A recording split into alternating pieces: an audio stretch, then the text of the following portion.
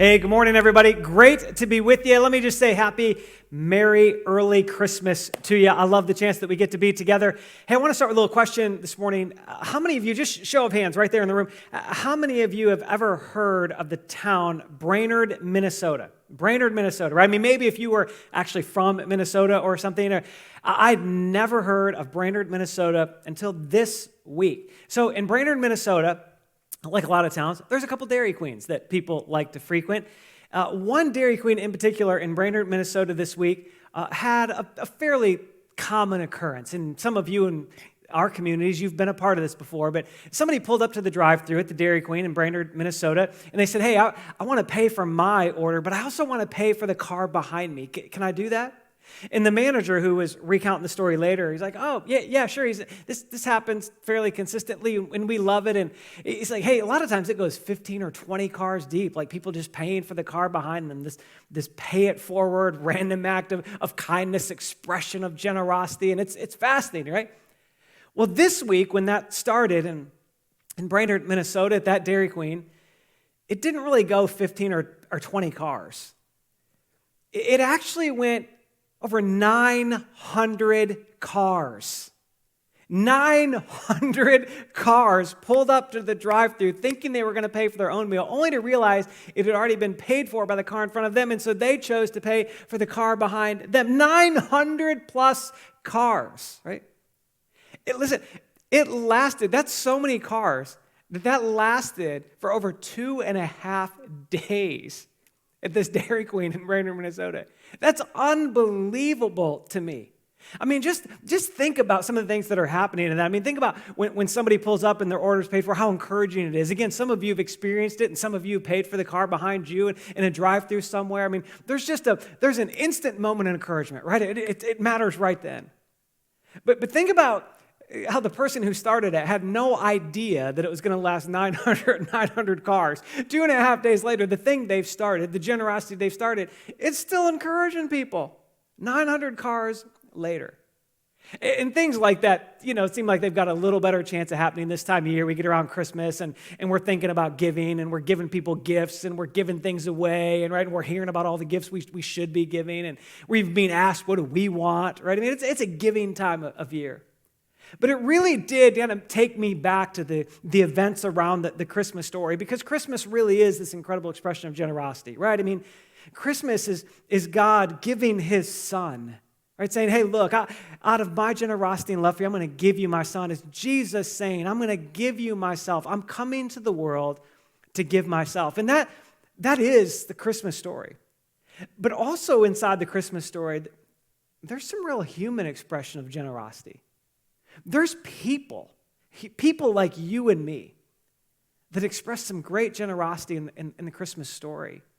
And in looking at some of that generosity, I think it actually can launch a really cool prayer in us.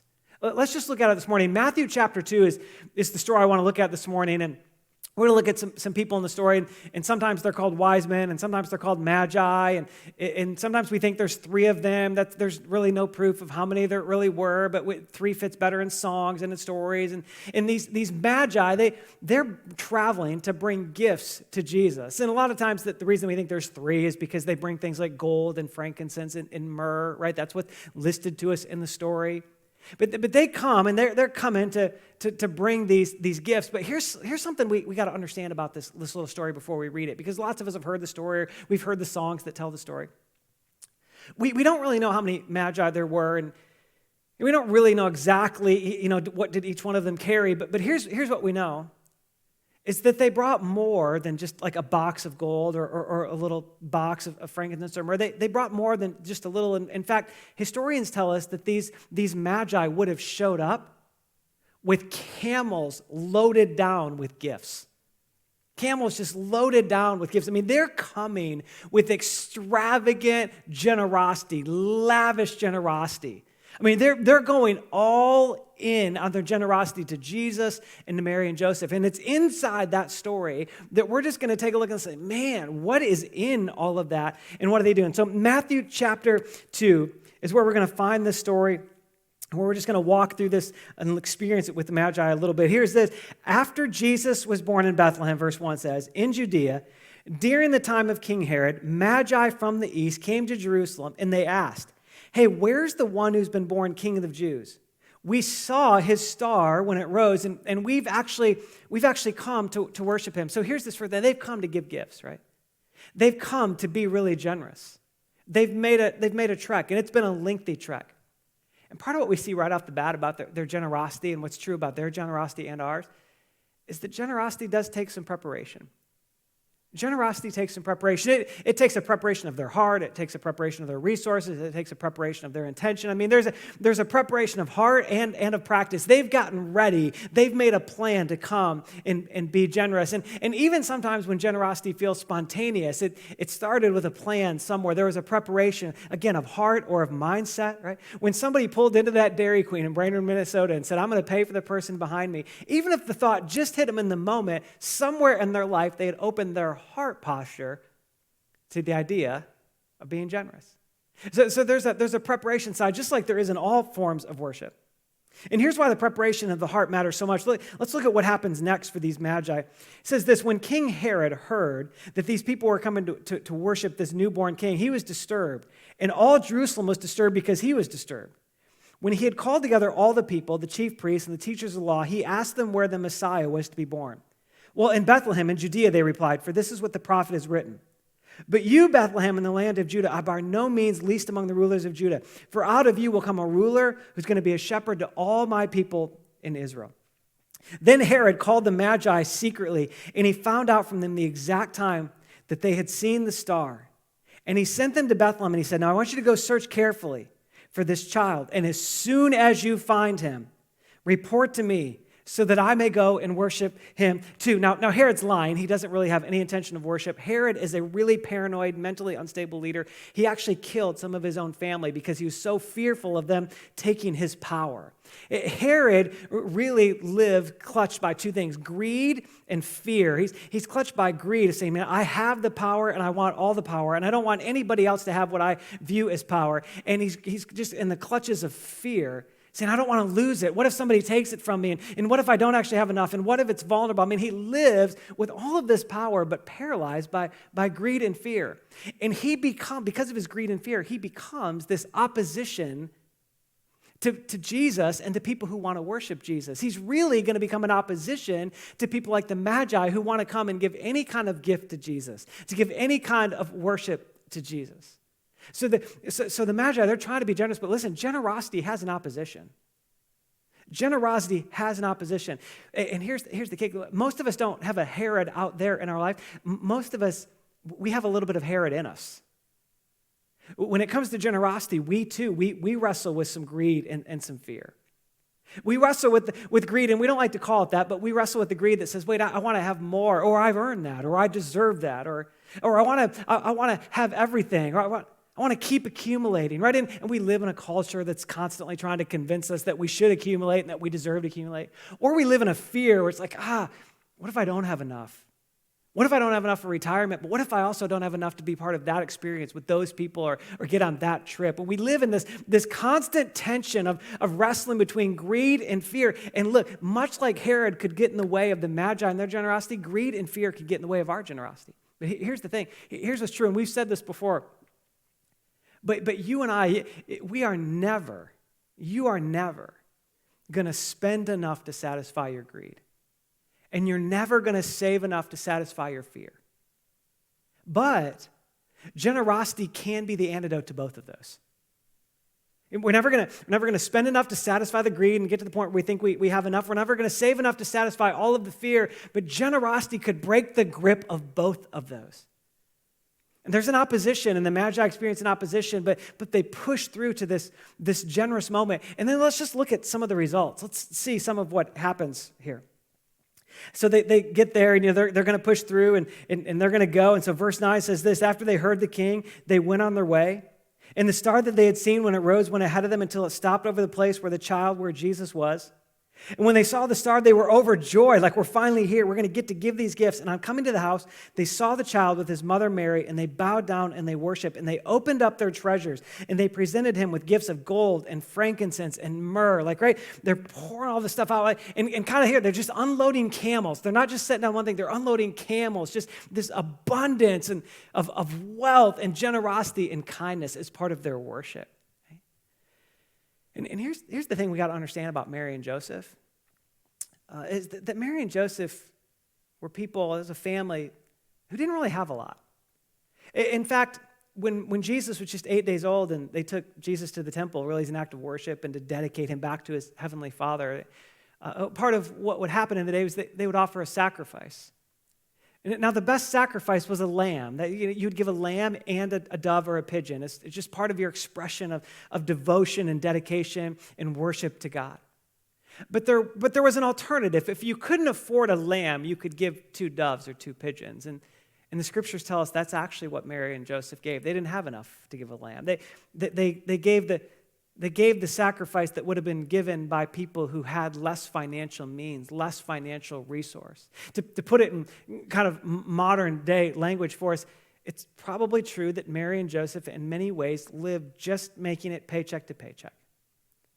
No extra margin, no room for a misstep, every penny having a very determined purpose and necessity.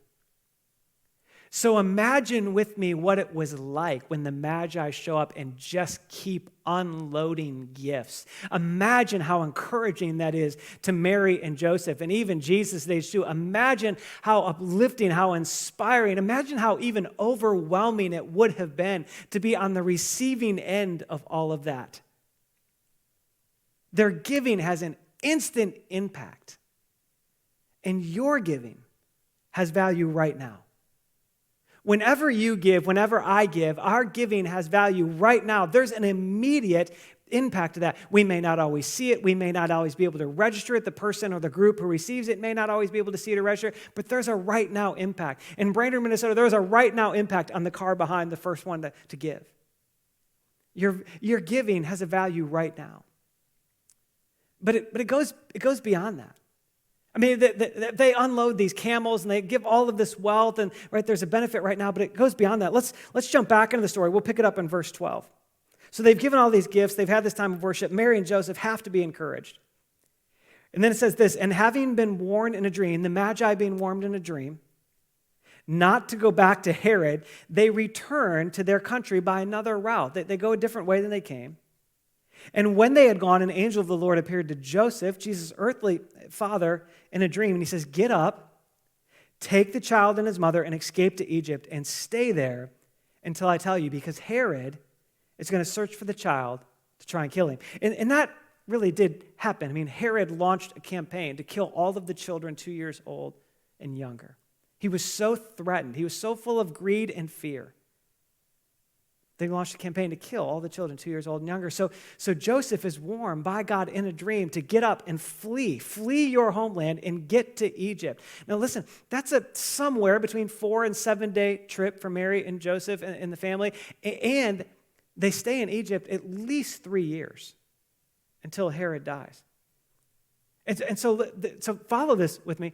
The generosity of the Magi was encouraging in the moment, and it funded 3 years of Mary and Joseph living essentially like refugees, of living in a land that wasn't their own and living someplace that they weren't fully used to, right? It funded the trip. It funded their time there. It funded their trip back. Some historians say you could even trace it further and further, but I mean, at a very minimum, their generosity is impacting the next several years of Mary and Joseph's life and Jesus' life. Your giving has value right now, but listen, your giving has value later. Your giving has value later. And the Magi probably never know. We don't have anywhere recorded where the Magi and Mary and Joseph somewhere cross paths again later in life. They probably never really know. They probably never really know what happens. They probably never really know the lasting impact. But when they give, it mattered in the moment, and it mattered in many moments later. Your giving matters now. Whenever and wherever you give, it matters now, and your giving also matters later. It's part of the power of generosity. It matters to the first car, but it also matters to car 900 2.5 days later. And we watch this happen with the Magi, and we watch the impact on Mary and Joseph and Jesus, and we see layers of the Christmas story that often we don't see or stop to think about. And it stirs this prayer in us, I think. It stirs this prayer of you and I, who are people who are trying to just say, look, how do I live surrendering to Jesus? And it stirs this prayer of Jesus. What step of generosity are you inviting me into? Jesus, what step of giving are you inviting me into? Jesus, what are you inviting me into at this? Jesus, I want to experience that generosity. I want to experience the value of giving now and the value of giving later. Jesus, what are you inviting me into? That. Jesus, what would you invite me into? Now, here's the thing. I mean, it can feel overwhelming, like just how do I hear Jesus in that, and how does giving work? And yet there really do seem to be some steps or some movements we make in this journey of giving and generosity. There's a guy named Paul who a little bit later in the New Testament, early follower of Jesus, he writes letters to groups of Jesus followers around the known world at the time. He writes a couple letters to a group of people in Corinth. And in both letters, actually, he talks about generosity and giving. It's such a significant part of our life that he talks about their finances, their money, their stuff, and their giving.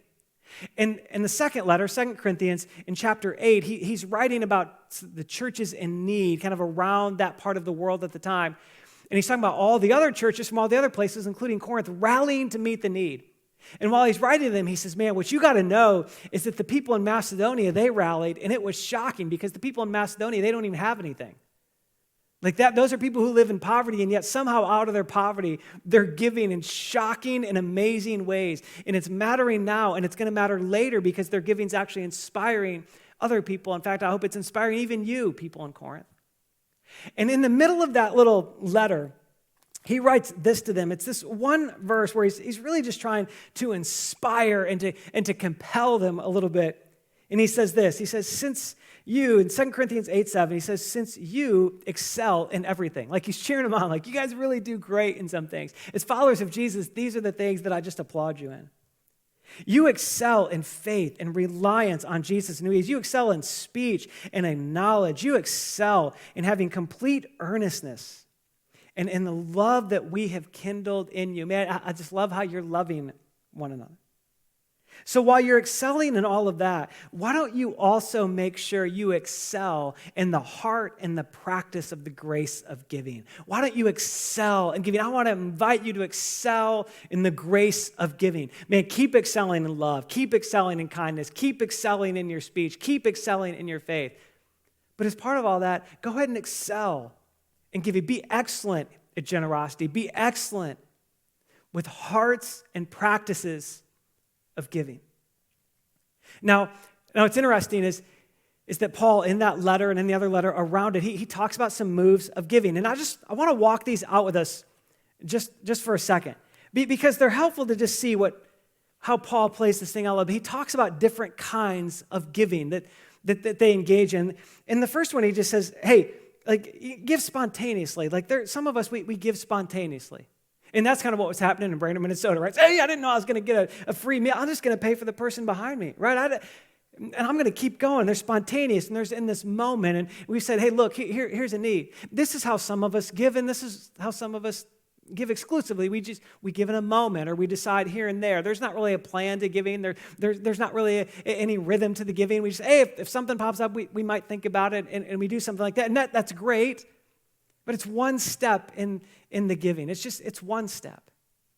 And really, this is part of what Paul celebrates in them. He says, hey, let's meet the need in that. That's a great opportunity. But then he goes a little further, and he says, but hey, be people who also give consistently. Be people who give consistently. It's funny, in 1 Corinthians 16:2, just the previous letter, he had already told them, he said, hey, when you gather on the first day of the week, when you gather as the church, as the expression of church in Corinth, when you gather as a bunch of Jesus followers, have a plan to give. Give consistently.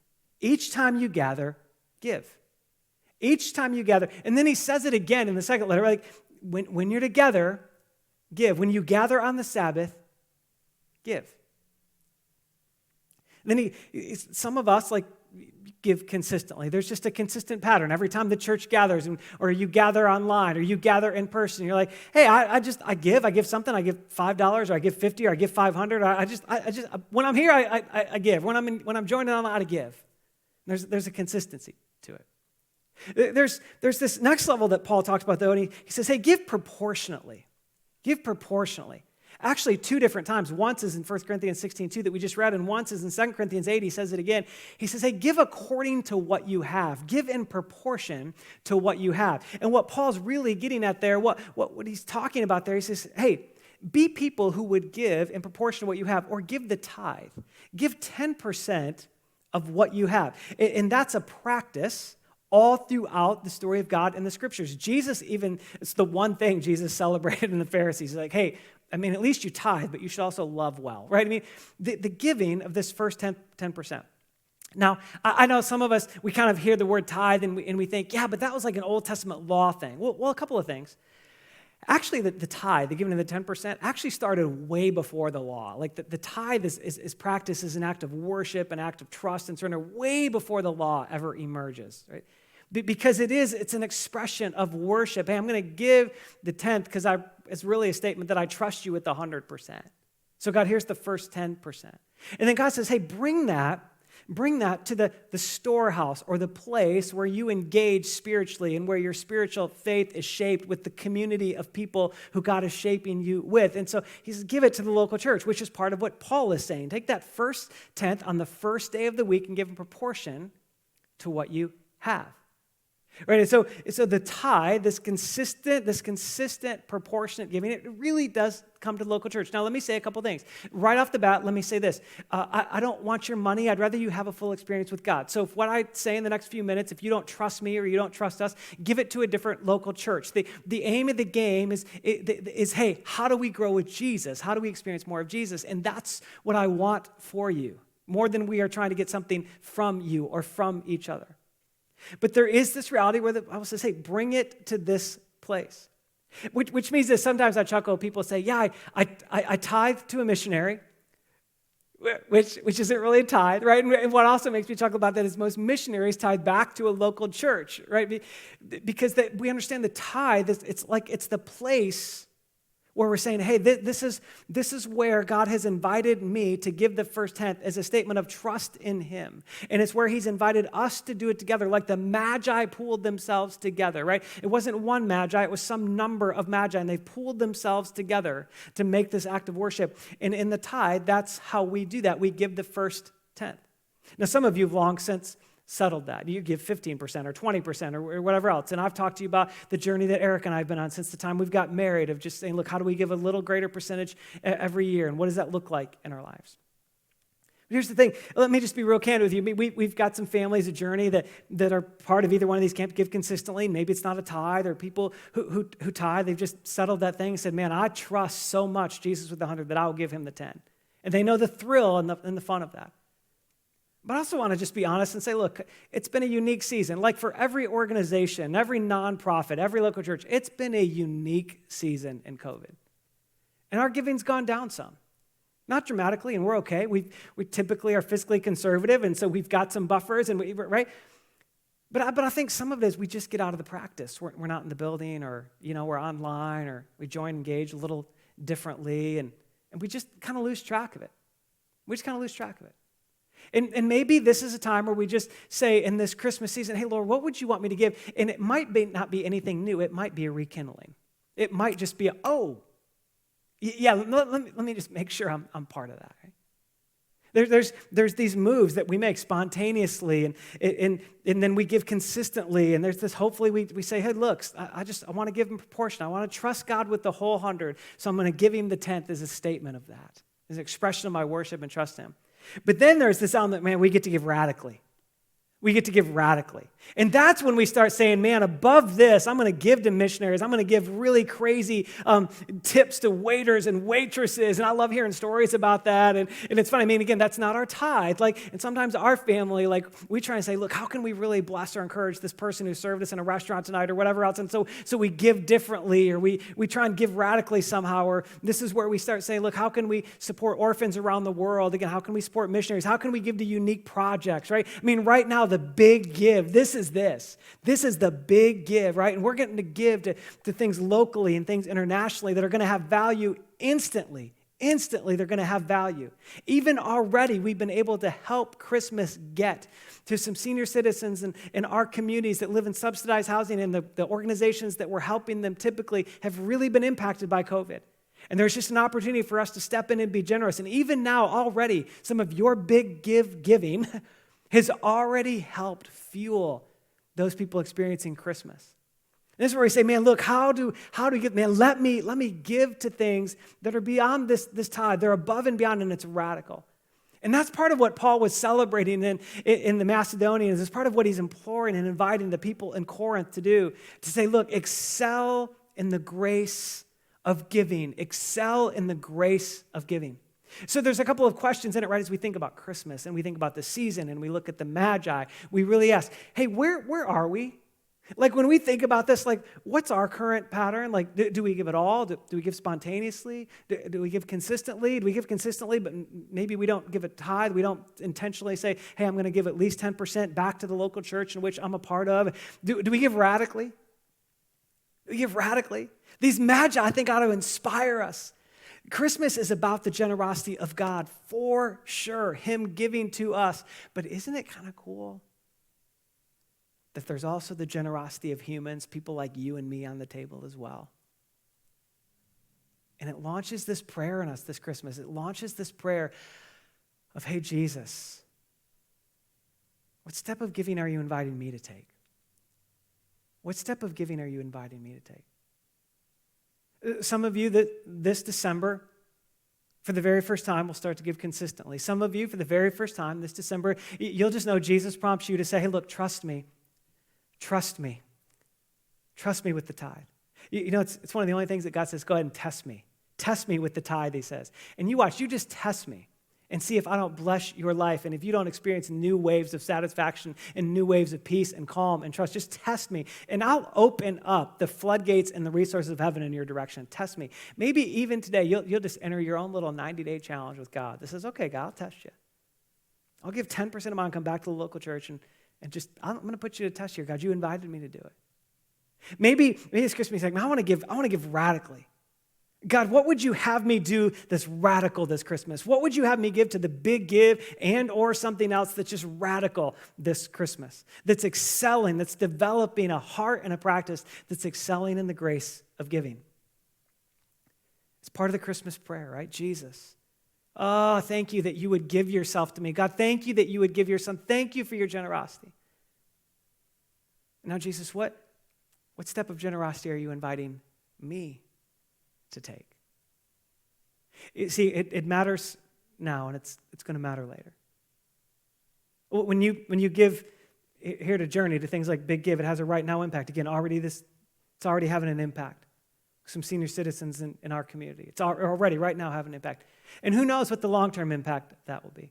This past week, some guys at Journey were able to build a wheelchair ramp at a woman's home who just has had some health challenges and needed a ramp. And you know, we were able to build that ramp because your generosity months ago allowed us to expand hand-to-hand in food giveaways into communities that had need, and that built relationship in this community. And all of a sudden, we've got a relationship, and when a need comes up, we're able to meet it.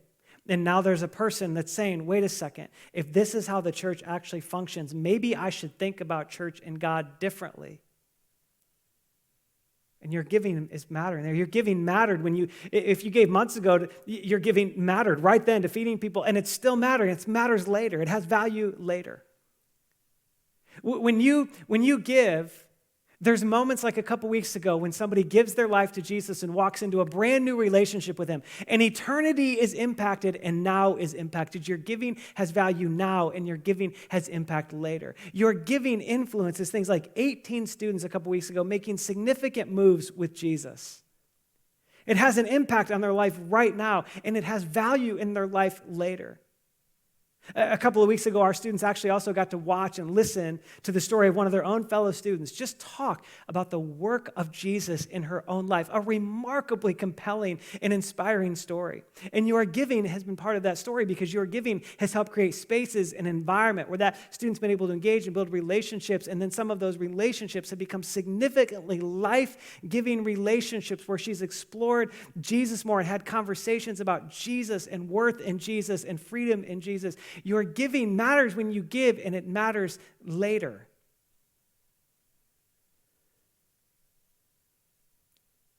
And so why not pray this Christmas? Why not pray even this year? Hey, Jesus, what's the step of giving you're inviting me into? What's the step of giving you're inviting me into?